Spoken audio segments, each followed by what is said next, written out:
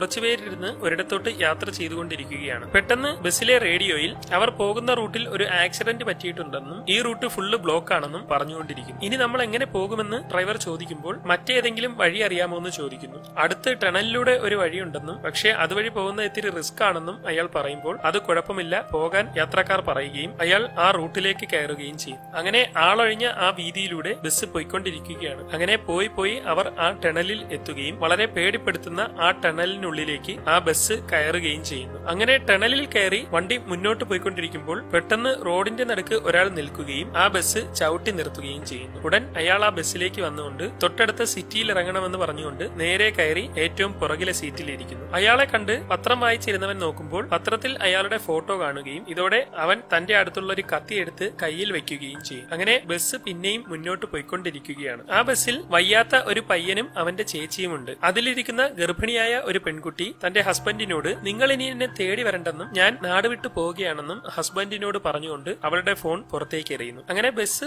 വളരെ വേഗത്തിൽ മുന്നോട്ട് പോയിക്കൊണ്ടിരിക്കുകയാണ്. വണ്ടി നല്ല സ്പീഡിലാണ് പോയിക്കൊണ്ടിരിക്കുന്നത്. ഇതിനിടെ വണ്ടിയിലുണ്ടായിരുന്ന എഞ്ചിനീയർ നിങ്ങൾ ഇതിനു മുമ്പ് ഈ ടണലിലൂടെ വന്നിട്ടുണ്ടോ എന്ന് ഡ്രൈവറിനോട് ചോദിക്കുന്നു. ഇല്ല, കേട്ടിട്ടേ ഉള്ളെന്ന് അയാൾ പറയുമ്പോൾ സൊങ്കാൻഷൻ ടണലാണ് നമ്മുടെ രാജ്യത്തുള്ള ഏറ്റവും നീളമുള്ള ടണലെന്നും ആ ടണലിൽ പോലും 20 മിനിറ്റ് യാത്ര ചെയ്താൽ മതി. എന്നാൽ ഈ ടണലിൽ കയറിയിട്ട് നമ്മളിപ്പോൾ 30 മിനിറ്റ് ആയല്ലോ, ഇതുവരെയും പുറത്തെത്താത്തത് എന്താണെന്ന് ചോദിക്കുമ്പോൾ അതെന്താണെന്ന് എനിക്കും അറിയില്ലെന്നും ചിലപ്പോ ഇതിന് പിന്നെയും നീളം കൂട്ടിയിട്ടുണ്ടാവുമെന്നും അയാൾ പറയും. അങ്ങനെയാണെങ്കിൽ നമുക്കെതിരെ ഇതുവരെ ഒരു കാർ പോലും കാണാത്തത് എന്താണെന്ന് എഞ്ചിനീയർ ചോദിക്കുമ്പോഴാണ് അവർ അത് ശ്രദ്ധിക്കുന്നത്. ഒരുപക്ഷെ ഈ ടണലിന്റെ അവസാനം ഒരു ഡെഡ് എൻഡ് ആയിരിക്കും. അങ്ങനെയെങ്കിൽ നമ്മൾ ഇനി മുന്നോട്ട് പോകേണ്ടതില്ല, തിരിച്ചു പോകുന്നതായിരിക്കും നല്ലതെന്ന് അവർ പറയുകയും അങ്ങനെ ബസ് നിർത്തിയ ശേഷം ആ ടണലിൽ വെച്ച് തന്നെ അവർ ബസ് തിരിച്ചോടിക്കുകയും ചെയ്യുന്നു. അങ്ങനെ അവർ വന്ന വഴി തിരിച്ച് വളരെ വേഗത്തിൽ പോയിക്കൊണ്ടിരിക്കുകയാണ്. എല്ലാവരും പുറത്തെത്താൻ വേണ്ടി ക്ഷമയോടെ കാത്തിരിക്കുന്നു. എന്നാൽ കുറെ നേരം നല്ല വേഗത്തിൽ അവർ ഓടിയിട്ടും പുറത്തെത്താൻ കഴിയുന്നില്ല. ഇപ്പോൾ പിന്നെയും 30 മിനിറ്റ് ആയല്ലോ, എന്താണ് സംഭവിക്കുന്നതെന്ന് മനസ്സിലാവുന്നില്ല. എന്തായാലും വണ്ടി ഒന്ന് നിർത്താൻ അവർ പറയുകയും അയാൾ വണ്ടി ചവിട്ടി നിർത്തുകയും ചെയ്യും. നിങ്ങൾ എന്തിനാണ് ഈ ടണലിലേക്ക് നമ്മളെ കൊണ്ടുവന്നതെന്ന് കൂടെയുള്ളവൻ ഡ്രൈവറിനോട് ചോദിക്കുമ്പോൾ നിങ്ങളെല്ലാം കൂടെ പറഞ്ഞിട്ടല്ലേ ഞാൻ കൊണ്ടുവന്നതെന്ന് പറഞ്ഞുകൊണ്ട് അയാൾ ചൂടാവുന്നു. അങ്ങനെ അവർ സംസാരിച്ചുകൊണ്ടിരിക്കുന്നതിനിടെ ബസ്സിലുണ്ടായിരുന്ന പ്രഗ്നന്റ് ലേഡി വണ്ടിയിൽ നിന്ന് പുറത്തേക്ക് ഇറങ്ങുകയും അവിടെ ഒരു സാധനം കിടക്കുന്നത് കണ്ട് അവൾ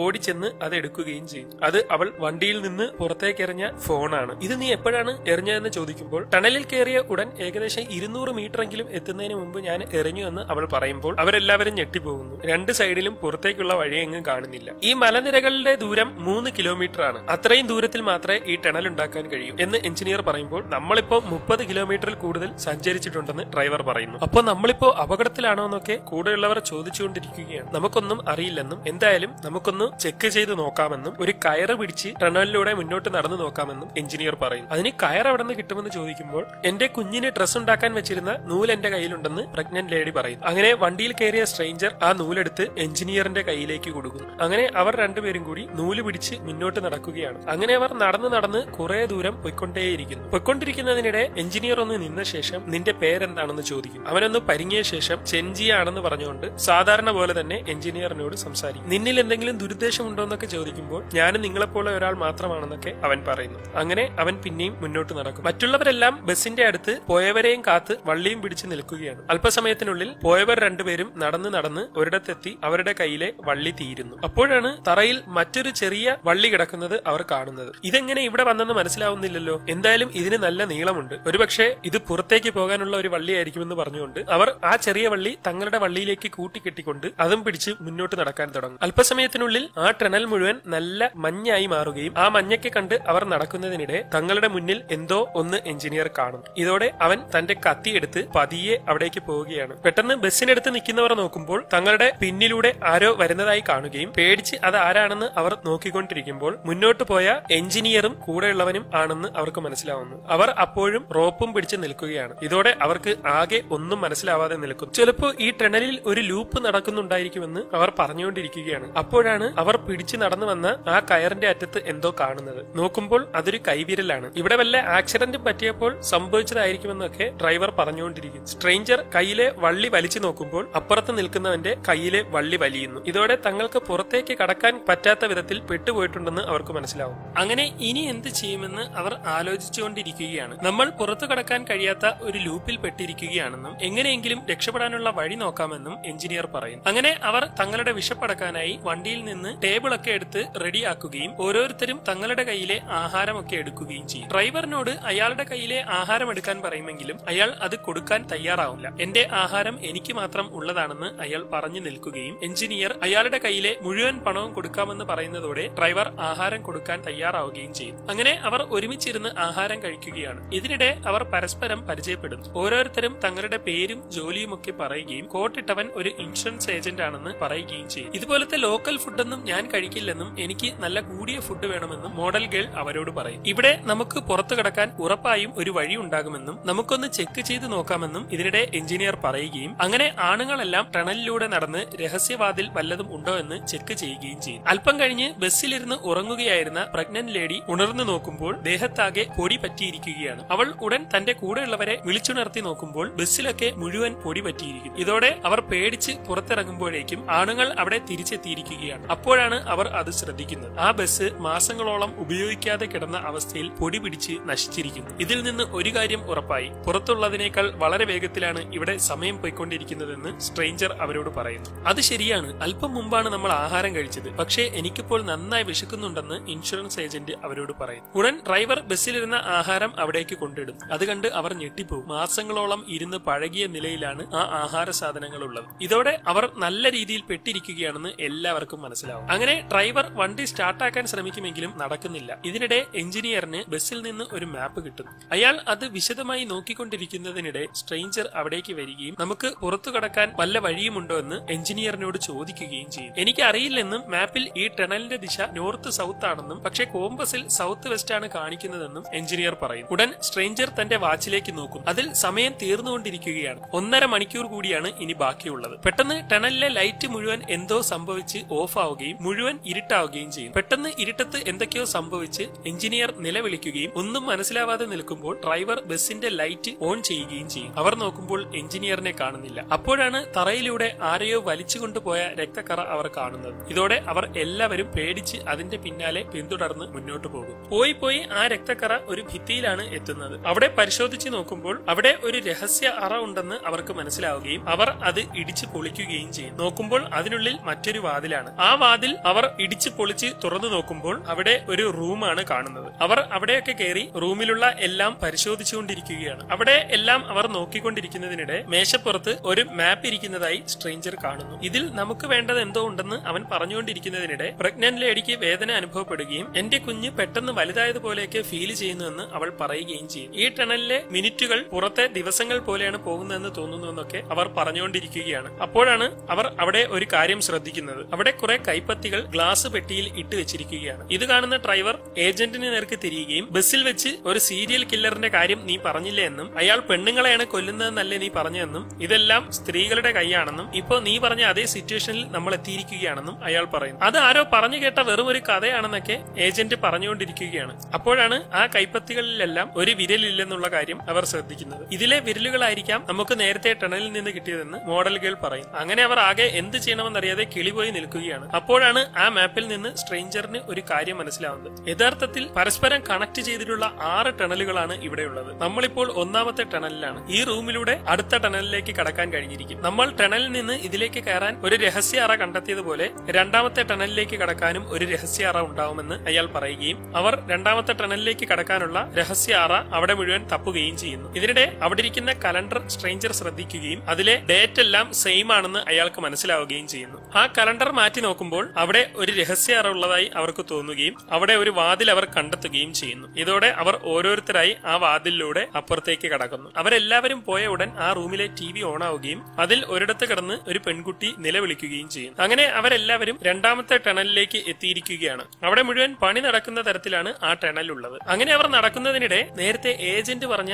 സ്റ്റോറിയുടെ അവസാനം എന്തായിരുന്നു എന്ന് സ്ട്രേഞ്ചർ ഡ്രൈവറിനോട് ചോദിക്കും. എനിക്ക് വ്യക്തമായിട്ടൊന്നും ഓർമ്മയില്ല, പക്ഷെ അവൻ പറയുന്നത് കേട്ട് കഴിഞ്ഞാൽ അവൻ നേരിട്ട് കണ്ടതുപോലെയാണ് തോന്നുന്നത്. അത്ര ക്ലിയർ ആയിരുന്നു അവന്റെ കഥയെന്നൊക്കെ അയാൾ പറയുന്നു. ചിലപ്പോ അയാളാണ് അത് ചെയ്തതെങ്കിലോ എന്ന് സ്ട്രേഞ്ചർ ചോദിക്കുമ്പോൾ ആ മണ്ടനെ കൊണ്ട് അതിനൊന്നും പറ്റില്ലെന്ന് പറഞ്ഞുകൊണ്ട് അവർ ചിരിക്കുന്നു. അപ്പോഴാണ് മുന്നിലെ കാഴ്ച അവർ ശ്രദ്ധിക്കുന്നു. അവിടെ അവരുടെ ബസ് കിടക്കുകയാണ്. അത് മുഴുവൻ മുള്ളുവേലി കൊണ്ട് ചുറ്റി വരിഞ്ഞിട്ടിരിക്കുന്നു. അവർ ബസ്സിൽ ചെന്ന് നോക്കുമ്പോൾ അതിനുള്ളിൽ ഫ്രഷ് ആയിട്ടുള്ള ആഹാരം കാണുകയും ഉടൻ ഏജന്റ് അവിടേക്ക് വന്ന് ആഹാരത്തിന് വേണ്ടി രണ്ടുപേരും പിടികൂടുകയും ചെയ്യും. ഏജന്റ് ആഹാരം എടുത്തുകൊണ്ട് പോകുമ്പോഴേക്കും ഡ്രൈവർ നോക്കുമ്പോൾ അവിടെ ഒരു തോക്കുള്ളതായി കാണുന്നു. മറ്റുള്ളവർ ആഹാരം പകുത്തുകൊണ്ടിരിക്കുന്നതിനിടെ ഡ്രൈവർ തോക്കുമായി അവിടേക്ക് വന്ന് ആ ഫുഡ് തരാൻ പറഞ്ഞ് ചൂടാവുകയും ഈ തോക്കൊന്നും പൊട്ടത്തില്ലെന്നൊക്കെ ഏജന്റ് പറയുകയും ചെയ്യും. ഉടൻ അയാൾ 2 വെടിവെക്കുകയും എല്ലാവരും പേടിച്ച് പിന്മാറുകയും ചെയ്യും. ഇതിനിടെ സ്ട്രേഞ്ചർ എങ്ങനെയെങ്കിലും ഡ്രൈവറിനെ പറഞ്ഞ് സമാധാനിപ്പിക്കാൻ ശ്രമിക്കുകയാണ്. എന്നാൽ അയാൾ അതൊന്നും കേൾക്കുന്നില്ല.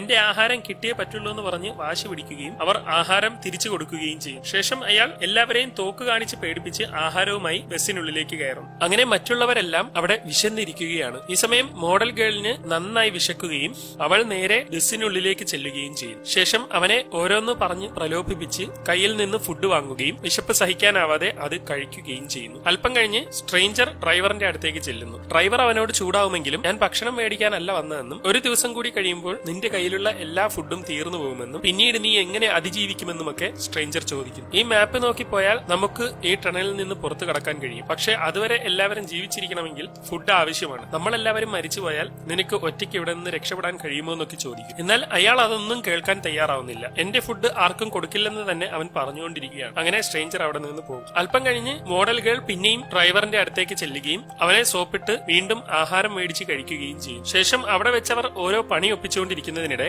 പുറത്തുനിന്ന് ഏജന്റ് ഒരു ആഹാരം മോഷ്ടിച്ചുകൊണ്ട് പോകാൻ ശ്രമിക്കുകയും എന്നാൽ അവൻ ആഹാരമെടുത്ത് കഴിക്കുന്നത് ഡ്രൈവർ കാണുകയും ചെയ്യുന്നു. ഇതോടെ അവർ തമ്മിൽ ആഹാരത്തിന് വേണ്ടി ഒരു അടി നടക്കുന്നു. നീ എന്റെ ആഹാരം എടുത്തല്ലേ എന്ന് പറഞ്ഞുകൊണ്ട് ഡ്രൈവർ അവനെ നല്ലപോലെ ഇടിക്കുകയും അവിടെ ഇരിക്കുന്ന ഒരു ഡ്രം എടുത്ത് അവന്റെ മുകളിലേക്ക് ഇടാൻ ശ്രമിക്കുകയും ചെയ്യുന്നു. എന്നാൽ അവൻ വെപ്രാളത്തോടെ നിന്റെ പിന്നിലേക്ക് നോക്കാൻ വിളിച്ചു പറഞ്ഞുകൊണ്ടിരിക്കുകയാണ്. പെട്ടെന്ന് എന്തോ ഒന്ന് സംഭവിക്കുന്നു. ഈ സമയം മറ്റുള്ളവർ മുന്നോട്ട് നടന്നു വന്നുകൊണ്ടിരിക്കുകയാണ്. പെട്ടെന്ന് ഏജന്റ് അവരുടെ അടുത്തേക്ക് ഓടി വരികയും അവിടേക്ക് വന്നത് നോക്കാൻ വളരെ പേടിയോടെ പറയുകയും ചെയ്യും. ഇതോടെ അവർ ഏജന്റിനോടൊപ്പം ചെന്ന് നോക്കുമ്പോൾ ഡ്രൈവറിന്റെ വയറ്റിലൂടെ ഒരു കമ്പി കുത്തി ഇറക്കിയ രീതിയിൽ നിൽക്കുകയാണ്. മരിക്കുന്നതിന് മുമ്പ് അയാൾ സ്ട്രേഞ്ചറിനെ ചൂണ്ടിക്കാണിക്കുകയും ശേഷം മറിഞ്ഞു വീഴുകയും ചെയ്യും. അവർ നോക്കുമ്പോൾ അയാൾ മരിച്ചിരിക്കുകയാണ്. പെട്ടെന്ന് മോഡൽ ഗേൾ ഓടി അവിടേക്ക് വരികയും നീയല്ലേ ആ ഡ്രൈവറിനെ കൊന്നതെന്ന് പറഞ്ഞുകൊണ്ട് അവൾ ദേഷ്യപ്പെടാൻ തുടങ്ങുകയും ചെയ്യും. ഞാനൊന്നുമല്ല, അവൻ എന്നെയാണ് കൊല്ലാൻ നോക്കിയതെന്നൊക്കെ ഏജന്റ് പറയുമെങ്കിലും ആ സമയത്ത് നീ മാത്രമേ ഉള്ളായിരുന്നുവെന്നും നീ തന്നെയാണ് കൊന്നതെന്നും ഒക്കെ അവൾ പറയും. ഞാനൊന്നും ചെയ്തിട്ടില്ലെന്നും ചിലപ്പോ നമ്മളല്ലാതെ മറ്റാരെങ്കിലും ഈ ടണലിൽ ഉണ്ടാവുമെന്നുമൊക്കെ അവൻ വിളിച്ചു പറയും. ഇതോടെ സ്ട്രേഞ്ചറിന് എന്തോ ഒരു സംശയം തോന്നുന്നു. അങ്ങനെ എന്തായാലും അവർ നേരെ ആ ബസ്സിലേക്ക് ചെല്ലുന്നു. ശേഷം അതിലിരുന്ന ആഹാരമെല്ലാം എടുത്ത് പിടിവലി കൂടുമ്പോൾ അത് താഴെ പോവുകയും ഏജന്റ് ബസ്സിനടിയിൽ വീണ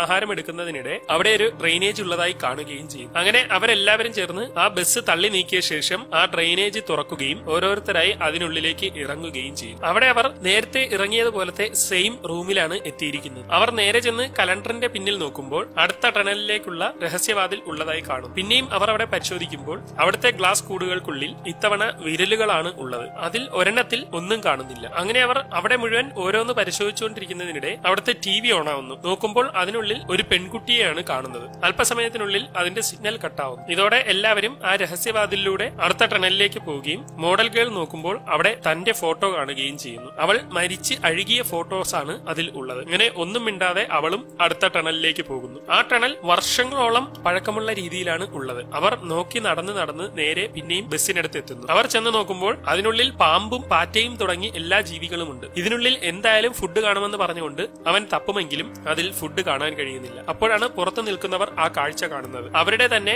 ആഹാരം കഴിച്ചുകൊണ്ടിരിക്കുന്ന രീതിയിലുള്ള മരിച്ച് അഴുകിയ ശരീരങ്ങൾ അവിടെ ഇരിക്കുന്നു. ആഹാരത്തിൽ നിന്ന് പാറ്റയും വണ്ടുമൊക്കെ ഇറങ്ങി പോകുന്നുണ്ട്. സ്ട്രേഞ്ചർ നേരെ ചെന്ന് അവിടെ മൂടി വെച്ചിരുന്ന ആഹാരം തുറന്നു നോക്കുമ്പോൾ അതിൽ ഒരു തലയോട്ടിയാണ് ഇരിക്കുന്നത്. ഈ സമയം ഏജന്റിന് വിശപ്പ് താങ്ങാൻ കഴിയാതെ നിൽക്കുകയാണ്. അവൻ മറ്റൊന്നും ചിന്തിക്കാതെ വിശപ്പിന്റെ കാഠിന്യം കൊണ്ട് ആ അഴുകിയ ആഹാരമെടുത്ത് കഴിക്കാൻ ശ്രമിക്കുകയും എന്നാൽ അവനെ കൊണ്ട് പറ്റാതെ എല്ലാം തുപ്പിക്കളയുകയും ചെയ്യും. അവന്റെ വിഷമം കണ്ട് പ്രഗ്നന്റ് ലേഡി തന്റെ കയ്യിലുണ്ടായിരുന്ന ബിസ്ക്കറ്റിൽ നിന്ന് ഒരെണ്ണം എടുത്ത് അവന് കൊടുക്കുന്നു. അവനത് ആർത്തിയോടെ കഴിച്ച ശേഷം ഒന്നുകൂടി തരാമോ എന്ന് ചോദിക്കുകയും ഇതെന്റെ കുഞ്ഞിന് വേണ്ടി ഞാൻ കരുതി വെച്ചിരുന്നതാണെന്നും ഇനി തരാൻ പറ്റില്ലെന്നും കുഞ്ഞിന് ആഹാരം കിട്ടിയേ പറ്റുള്ളൂ എന്നുമൊക്കെ അവൾ പറയും. അവൻ കുറെ നേരം അവളുടെ കാല് പിടിച്ച് ചോദിക്കുകയും സ്ട്രേഞ്ചർ അവനെ തട്ടി മാറ്റുകയും ചെയ്യുന്നു. ഇതോടെ അവൻ തന്റെ കയ്യിലിരുന്ന തോക്കെടുത്ത് അവരുടെ നേർക്ക് ചൂണ്ടുകയും ആഹാരം തട്ടിപ്പറിച്ച് മേടിക്കുകയും ചെയ്യുന്നു. ഇവിടെ ഇപ്പോ നമ്മളെ സഹായിക്കാൻ ആരുമില്ലെന്നും നമ്മുടെ കാര്യം നമ്മൾ നോക്കിയേ പറ്റുള്ളൂ എന്നും നിങ്ങളുടെ കയ്യിലുള്ള ആഹാരമെല്ലാം തരാൻ പറഞ്ഞ് അവൻ മറ്റുള്ളവരുടെ കയ്യിലുണ്ടായിരുന്നത് കൂടി മേടിക്കുകയും ചെയ്യും. ശേഷം അവൻ അതിൽ നിന്ന് ആഹാരമെടുത്ത് കഴിച്ചുകൊണ്ടിരിക്കുകയാണ്. ഇതിനിടെ മോഡൽ ഗേൾ അവനെ പ്രലോഭിപ്പിക്കാനായി അടുത്തേക്ക് ചെല്ലുന്നു. എന്നാൽ അവൻ അവളെ പിടിച്ച് തോക്കു ചൂണ്ടിയ ശേഷം നിനക്ക് ആള് മാറിപ്പോയെന്നും എന്റേന്ന് ഒന്നും കിട്ടുമെന്ന് പ്രതീക്ഷിക്കേണ്ടെന്നും പറയുന്നു. ഈ സമയം സ്ട്രേഞ്ചർ വാച്ചിൽ നോക്കുമ്പോൾ ഇനി 42 മിനിറ്റ് കൂടി മാത്രമാണ് ഉള്ളത്. അങ്ങനെ അവർ മുന്നോട്ട് നടന്നു പോവുകയും അവിടെ വീണ്ടും അടുത്ത വാതിൽ കണ്ടെത്തുകയും ചെയ്യും. അങ്ങനെ ആ വാതിലും തുറന്ന് അവർ ഉള്ളിലേക്ക് കയറുന്നു. മുൻപ് കയറിയതുപോലത്തെ സെയിം റൂമിൽ തന്നെയാണ് വീണ്ടും എത്തിയിരിക്കുന്നത്. കലണ്ടറിന് പിന്നിൽ ചെന്ന് അടുത്ത ടണലിലേക്കുള്ള വാതിലൊക്കെ അവർ തപ്പുമെങ്കിലും ഇത്തവണ അവിടെ വാതിലൊന്നും കാണാൻ കഴിയുന്നില്ല. അവർ നോക്കിക്കൊണ്ടിരിക്കുന്നതിനിടെ TV TV ഓണായി അതിൽ നേരത്തെ പെൺകുട്ടിയെ കാണിക്കുകയും അവൾ നിൽക്കുന്ന സ്ഥലത്തേക്ക് വെള്ളം നിറയുകയും ചെയ്യും. പെട്ടെന്ന് ഏജന്റ് TV വെടിവെച്ച് തകർക്കുകയും ഇത് നോക്കി നിന്ന് വെറുതെ സമയം കളയാതെ ഒന്ന് വരാനും എനിക്കൊരു കാര്യം പറയാനുണ്ടെന്നും അവൻ പറയും. നമ്മൾ ഓരോ ടണലും കഴിഞ്ഞ് ആ റൂമിലേക്ക് കയറിയപ്പോൾ അടുത്ത ടണലിലേക്കുള്ള വാതിൽ കണ്ടിരുന്നു. എന്നാൽ ഇത്തവണ അത് കാണാൻ കഴിയുന്നില്ല. കഴിഞ്ഞ 2 തവണയും ഓരോ ടണൽ കഴിഞ്ഞപ്പോൾ ഓരോരുത്തരും മരിച്ചിട്ടുണ്ടായിരുന്നു. അതുകൊണ്ടാണ് നമുക്ക് അടുത്ത ടണലിൽ കയറാൻ കഴിഞ്ഞത്. ഈ ടണലിൽ നിന്ന് അടുത്ത ടണലിലേക്ക് കയറണമെങ്കിലും നമ്മളിൽ ആരെങ്കിലും ഒരാൾ മരിച്ചേ പറ്റുള്ളൂ. അതിന് നിങ്ങളിൽ ആരാണ് തയ്യാറെന്ന് ഏജന്റ് ചോദിക്കും. ആദ്യത്തെ ടണലിൽ കയറാൻ എഞ്ചിനീയർ മരിച്ചു. രണ്ടാമത്തെ ടണലിൽ കയറാൻ ഡ്രൈവറും മരിച്ചു. ഇത്തവണ ആരാണ് മരിക്കുന്നതെന്ന് അവൻ ചോദിക്കുമ്പോൾ മോഡൽ ഗേൾ അവനോട് എന്നെ ഒന്നും ചെയ്യരുതെന്നും നിനക്ക് എന്ത് വേണമെങ്കിലും ഞാൻ ചെയ്തു തരാമെന്നും പറയും. ഇതോടെ അവൻ അവളുടെ നേർക്ക് തിരിഞ്ഞുകൊണ്ട് ശരി, അങ്ങനെയെങ്കിൽ നിന്നെ വെറുതെ വിട്ടേക്കാം, നിന്റെ ഈ ലുക്കൊക്കെ ഒന്ന് മാറ്റി നല്ല ഒരുങ്ങി കുട്ടപ്പിയായി വരാൻ പറയും. അങ്ങനെ അവൾ നേരെ ആ റൂമിലേക്ക് ഓടി ചെല്ലുകയും അവിടെയുള്ള മേക്കപ്പ് സാധനങ്ങളൊക്കെ എടുത്ത് ഒരുങ്ങാൻ തുടങ്ങുകയും ചെയ്യും. ശേഷം അവൻ പയ്യന്റെ നേർക്ക് തിരിയുകയും കൂട്ടത്തിലെ ഒരു ഉപയോഗവുമില്ലാത്ത ആള് നീയാണെന്നും നീ മരിക്കണമെന്ന് പറയുകയും ചെയ്യുമ്പോൾ അവന്റെ ചേച്ചി അതിന് സമ്മതിക്കുന്നില്ല. ഇതോടെ അവർ തമ്മിലൊരു സംസാരമാവുകയും അവനൊരു കൊച്ചുകുട്ടിയാണെന്നും അവനെ ഒന്നും ചെയ്യരുതെന്നും സ്ട്രേഞ്ചർ പറയുമ്പോൾ ഏജന്റ് അവന്റെ നേർക്ക് തിരിയുകയും നീ എന്തിനാണ് ഇടയ്ക്കിടയ്ക്ക് ഈ വാച്ച് നോക്കുന്നതെന്നും ഇതിലെ സമയം ഓടിത്തീരുമ്പോൾ എന്താണ് സംഭവിക്കുന്നതെന്നും അവൻ ചോദിക്കും. അത് ഓടിത്തീരുമ്പോൾ എന്ത് സംഭവിക്കുമെന്ന് എനിക്കറിയില്ല, പക്ഷെ അതിന്റെ ഉത്തരം നിനക്കറിയാമെന്ന് അയാൾ പറയുകയും അവന്റെ കിളി പോവുകയും ചെയ്യും. നീ നേരത്തെ ആ സൈക്കോയുടെ കഥ പറഞ്ഞില്ലേ, അതിൽ ആ സൈക്കോയുടെ കാറ് അവസാനം ആ പെൺകുട്ടിയെ കൊണ്ട് എങ്ങോട്ടാണ് പോയതെന്നൊക്കെ അവൻ ചോദിച്ചുകൊണ്ടിരിക്കുമ്പോൾ ഏജന്റിന് ആകെ പ്രാന്ത് പിടിച്ചുകൊണ്ട് അവന്റെ നേർക്ക് ഓരോന്ന് സംസാരിക്കുകയും ഇതിനിടെ സ്ട്രേഞ്ചർ അവനെ അടിച്ച് താഴെയിട്ട് തോക്ക് കയ്യിലാക്കിയ ശേഷം ആ വണ്ടിയും കൊണ്ട് സൈക്കോ എങ്ങോട്ടാണ് ഡാഷ് മോനെ പോയതെന്ന് ചോദിക്കുകയും ചെയ്യും. അതിനെ പറ്റിയൊന്നും എനിക്ക് അറിയില്ലെന്നും ഞാനൊരു ബസ്സിലിരുന്ന് ഉറങ്ങിയപ്പോൾ അവിടെ ആരോ പറയുന്നത് കേട്ട കഥയാണെന്നും ഒക്കെ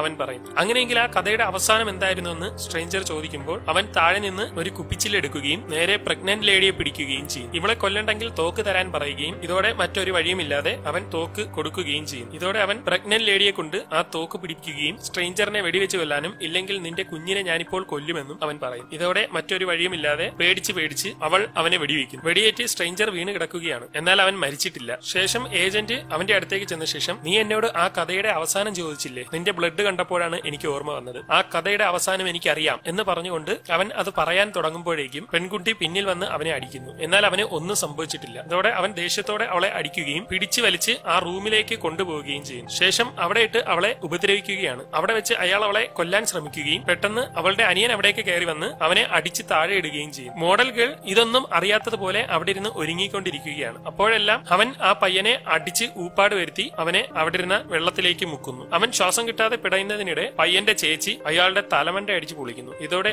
ആകെ ദേഷ്യം വരുന്ന ഏജന്റ് അവളെ അപ്പോൾ തന്നെ വെടിവെച്ച് കൊല്ലും. വെടിയേറ്റ് വീണ അവൾ മരിക്കാൻ കിടക്കുകയാണ്. അനിയനോടി അവളുടെ അടുത്തേക്ക് വരുമ്പോഴേക്കും അവൾ ഹെഡ്ഫോൺ എടുത്ത് അവന്റെ ചെവിയിൽ വെക്കുകയും മോൻ വിഷമിക്കേണ്ടെന്ന് പറഞ്ഞുകൊണ്ട് അവനെ സന്തോഷിപ്പിക്കാൻ ശ്രമിക്കുകയും ചെയ്യും. ഉടൻ അയാൾ പിന്നെയും അവളെ വെടിവെച്ച് കൊല്ലും. ഈ സമയം കൊണ്ട് വെടിയേറ്റ് കിടന്നിരുന്ന സ്ട്രേഞ്ചർ പതിയെ എഴുന്നേൽക്കുകയും ആ റൂമിലേക്ക് പതിയെ നടന്നു ചെല്ലുകയും ചെയ്യും. ഈ സമയം ദേഷ്യത്തോടെ അവൻ പിന്നെയും അവളെ വെടിവെക്കാൻ ശ്രമിക്കുന്നുണ്ടെങ്കിലും തോക്കിന്റെ ഉണ്ട തീർന്നിരിക്കുകയാണ്. ഇതിനിടെ മോഡൽ ഗേൾ ഒരുങ്ങി അവന്റെ അടുത്തേക്ക് വരുന്നു. എന്നാൽ അവൻ പേടിച്ച് എന്റെ അടുത്തേക്ക് വരരുതെന്നൊക്കെ അവളടുത്ത് പറയുകയും അവളുടെ കൊങ്ങയ്ക്ക് പിടിച്ച് ഇറുക്കിക്കൊണ്ട് അവളെ കൊല്ലാൻ ശ്രമിക്കുകയും ചെയ്യും. അവൾ മരിക്കാറാവുമ്പോഴേക്കും ലൈറ്റ് മുഴുവൻ ഓഫ് ആവുകയും ലൈറ്റ് വരുമ്പോൾ ഒരു വാൾ അവന്റെ ദേഹത്തുകൂടി കുത്തി കയറിയിരിക്കുകയും ചെയ്യും. ഇതുകൊണ്ട് അവൾ തന്നെ ഞെട്ടിപ്പോകും. ഇതോടെ അവൻ നേരെ ചെന്ന് പതിയെ അവിടുത്തെ കസേരയിലേക്ക് ഇരിക്കുന്നു. ഉടൻ രണ്ടും കൽപ്പിച്ച് അവൾ എഴുന്നേൽക്കുകയും അവന്റെ അടുത്തേക്ക് നടന്നു വന്ന് ആ വാൾ വലിച്ചൂരിയ ശേഷം ആ പയ്യനെ കൊണ്ട് ആ വാളിൽ പിടിപ്പിച്ച് അയാളെ കുത്തിക്കുകയും ചെയ്യും. മരിക്കുന്നതിന് മുമ്പ് എന്നെ കൊന്നെന്ന് കരുതി നിനക്കൊന്നും ഇവിടെ നിന്ന് രക്ഷപ്പെടാൻ കഴിയില്ല, ഇതൊരു എൻലെസ് ലൂപ്പാണെന്ന് പറഞ്ഞുകൊണ്ട് അവൻ ബിസ്ക്കറ്റും തിന്ന് മരിക്കുന്നു. ഈ സമയം കൊണ്ട് സ്ട്രേഞ്ചർ അവിടേക്ക് എത്തുന്നു. ശേഷം അവരെല്ലാവരും ആ റൂമൊക്കെ പരിശോധിച്ചുകൊണ്ടിരിക്കുകയാണ്. പെട്ടെന്ന് മോഡൽ ഗേളിന്റെ കണ്ണാടി പൊളിയുന്നതായി കാണുകയും അവൾ നോക്കുമ്പോൾ ആ കണ്ണാടിക്ക് പിന്നിൽ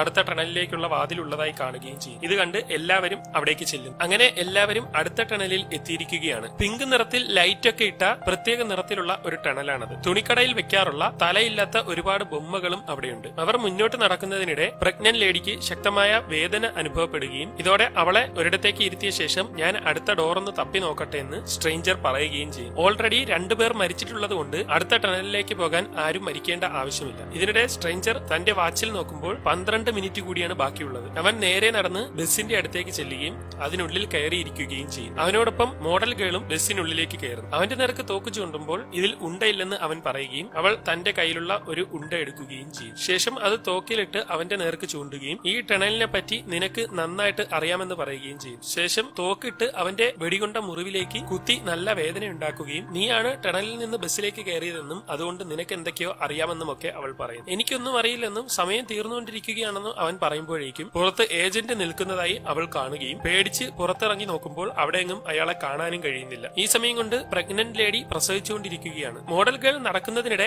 ആ സ്ഥലം മുഴുവൻ മാറി മറിയുകയും പെട്ടെന്ന് എവിടെയോ തട്ടി അവൾ മറിഞ്ഞു വീഴുകയും ചെയ്യുന്നു. നോക്കുമ്പോൾ അവിടെ മുഴുവൻ ഏജന്റ് മരിച്ചു കിടക്കുകയാണ്. ആകെ കിളിപോയി അവൾ മുന്നോട്ട് ഓടുന്നതിനിടെ അവിടെ ഒരു മേക്കപ്പ് ചെയ്യുന്ന സ്ഥലം അവൾ കാണുകയും അവിടേക്ക് ചെന്ന് അവൾ കണ്ണാടിയിൽ നോക്കിക്കൊണ്ടിരിക്കുന്നതിനിടെ പിന്നിൽ നിന്ന് ആരോ വന്ന് അവളെ കഴുത്തറുത്ത് കൊല്ലുന്നു. ഈ സമയം കൊണ്ട് പ്രഗ്നന്റ് ലേഡി പ്രസവിച്ച് കുഞ്ഞുമായി ഇരിക്കുകയാണ്. ഇതിനിടെ സ്ട്രേഞ്ചർ നടന്ന് അവളുടെ അടുത്ത് ചെല്ലുകയും നമുക്ക് എത്രയും പെട്ടെന്ന് പുറത്ത് കടക്കണമെന്ന് പറഞ്ഞുകൊണ്ട് അവരെയും കൊണ്ട് പോവുകയും ചെയ്യും. അങ്ങനെ അവർ അടുത്ത ടണലിലേക്ക് കയറിയിരിക്കുകയാണ്. അവിടെ മുഴുവൻ പച്ചപ്പ് പിടിച്ച അവസ്ഥയിലാണ് ഉള്ളത്. നേരെ നോക്കുമ്പോൾ തന്നെ അവർക്ക് പുറത്തേക്കുള്ള വഴി കാണാൻ കഴിയുന്നുണ്ട്. ഇതോടെ സ്ട്രേഞ്ചർ വളരെ സന്തോഷിക്കുകയും പെട്ടെന്ന് പ്രഗ്നന്റ് ലേഡി ഒരു കത്തി കൊണ്ട് അവനെ കുത്തി കയറ്റുകയും ചെയ്യും. ഉടൻ അവിടെ മുഴുവൻ എന്തൊക്കെയോ മാറ്റങ്ങൾ സംഭവിക്കുകയും അവൻ മറിഞ്ഞു വീഴുകയും ചെയ്യും. മരിക്കാറാവുന്ന അവൻ നോക്കുമ്പോൾ സമയം തീർന്നുകൊണ്ടിരിക്കുകയാണ്. ഇതിനിടെ ആ പയ്യനും അവിടേക്ക് വന്ന് അവനെ പ്രത്യേക തരത്തിൽ നോക്കിക്കൊണ്ടിരിക്കുന്നു. അപ്പോഴേക്കും സമയം പൂർണ്ണമായി അവസാനിക്കുന്നു.